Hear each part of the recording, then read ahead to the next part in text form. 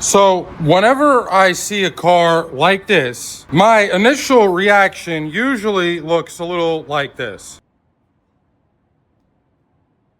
And I have a good reason for that, because I know when I'm dealing with a light metallic color like this, I'm gonna be battling with that sealer edge from start to finish. Whether I'm fighting it for coverage or fighting it for the texture, it's just gonna be a battle. But I just remembered a while ago, a really long time ago, one of you guys told me that you do something that I never heard of and I've never done myself. So today, we're gonna give it a try. First things first, we gotta get our sealer on. Now, we had a couple rock chips in our blend panel here and here, and I don't know if you guys know, but trying to cover up this yellowish color with a color like this, a metallic color like this, would take incredibly long. So what I'm gonna have to do is probably seal my panel either on an angle from there or just go about halfway down my door, which I think I'm gonna do that. This way I'm not dealing with a diagonal sealer edge, I'm dealing with just one straight line. So I'm gonna start sealing from here. It's gonna make my blend a little tighter, but if I do it the other way, and I only seal where I have primer, by the time I get done covering that, I'm gonna be so far down my panel, there's gonna be so much paint on there, it wouldn't even make sense. Make more sense to just do it this way. Now we got primer down here as well.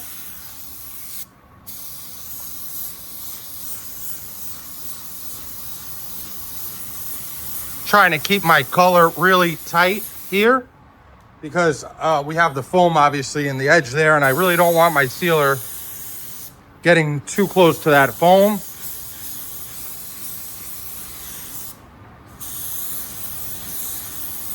And we're gonna have to deal with a little edge there.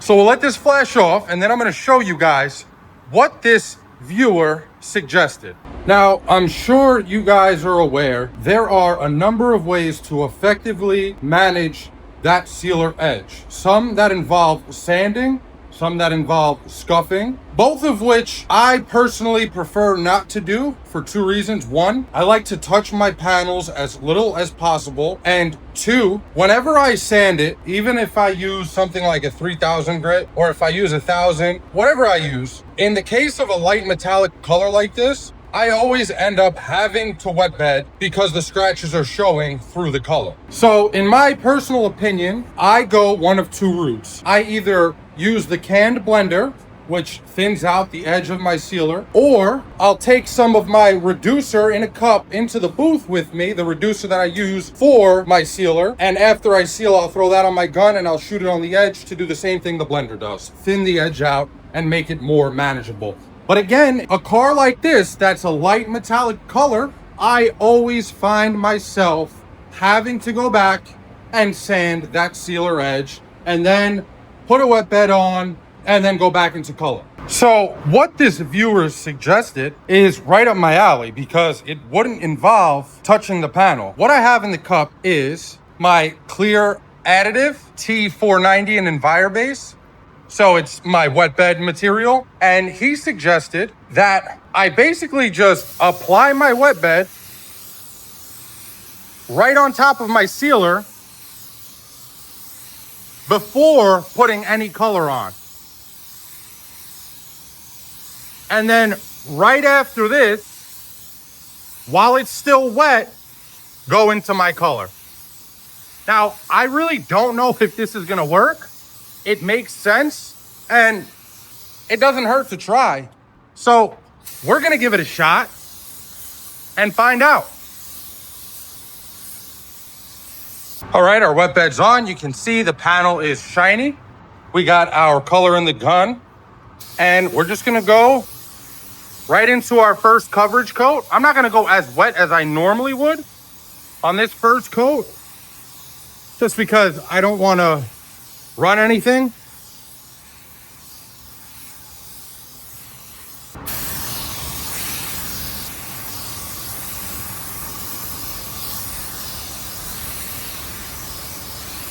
Can't forget your edges. See, this is a real common mistake of newer painters.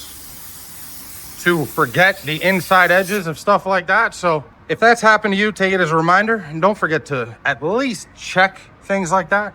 So after our first coverage coat, it looks promising, but here on the flap, you can see very clearly where our sealer ends. And here you can still see our sealer through the color. So we don't know yet if this is because we haven't achieved coverage or if there's a texture issue. So we'll go ahead and throw our second coverage coat on. I'll go a little heavier on this one now.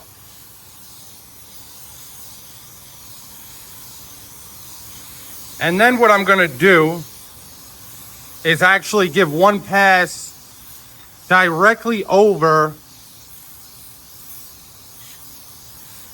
that sealer edge. I'll show you guys what I mean. This is something I do on occasion when a sealer edge is giving me a problem. I'll lower my pressure. Why the heck is there paint all over my glove? Doesn't look like it. Oh, it is leaking. Somehow it's leaking. I don't know how, but it is. Anyway, so I'll lower my pressure and then I'll just give it one pass just like that, right over the sealer edge. See, this is what I mean about this foam tape. It's great. You can work wonders with it. You can save a lot of time with it. But sometimes it just doesn't want to freaking stick.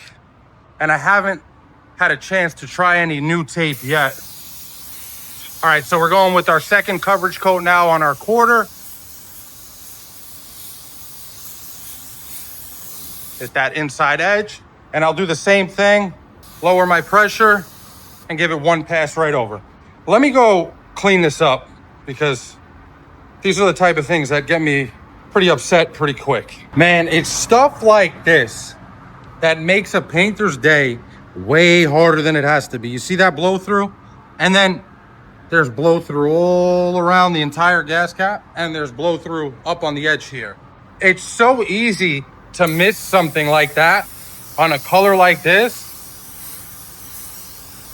And the only time you're gonna realize that is when you start clearing. There's been times where I've started clearing. Let's say I was clearing up here and I saw the blow through right here, right before I got to it. So I'll stop clearing. I'll go grab my color, dust it on there, air dry it, and then go back to clearing.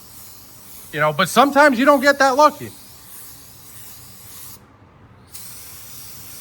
Blow through is a painter's worst enemy.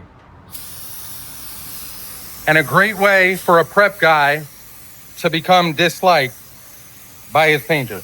At least, you know, if you're a prep guy and you blow through something, at least give your painter the courtesy of letting him know. Because there's so much that's going through a painter's head when he walks in the booth to paint the car. All right, this is our second coat flashed off. Now, I'm gonna show you guys from this angle just because this is the angle that it's easiest to see over the camera. If you remember before, you could very easily spot that sealer edge. Now, I still do see it very, very faintly. But I think on our drop coat here, it may be enough to kill that sealer edge, which would be very impressive. You know what I'm gonna do here? I'm actually gonna blend from, since I already got a fair amount of color here at the bottom of the fender, what I'm gonna do is I'm gonna blend from the bottom of the fender up throughout the whole door.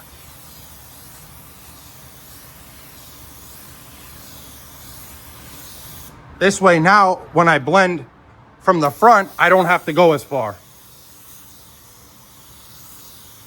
I hope that makes sense to you guys, what I just did there.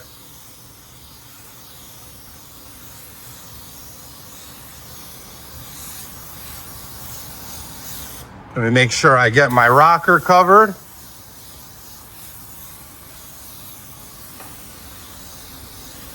And we'll drop coat and blend into our gas cap where we had to put all that paint. Hit our inside edge. Make sure we get all that blow through covered up. And now we'll let, wow. Guys, I think it worked. I think it worked. We're gonna let this flash off then we'll come back in and we'll inspect it a little closer. Check out this Chevy I painted last round. This thing came out absolutely gorgeous. I posted this on my Instagram, if you guys follow me there, while I was painting it. This is probably my favorite black color to paint. This is Black Meat Kettle by GM. It's a gorgeous black. Okay, we are all paced out, and I'm actually blown away. I mean, this looks so good that I'm almost convinced it looks too good. I'm gonna turn these booth lights off, grab my spotlight, and we're gonna look at this the right way. All right, let's see what we really got.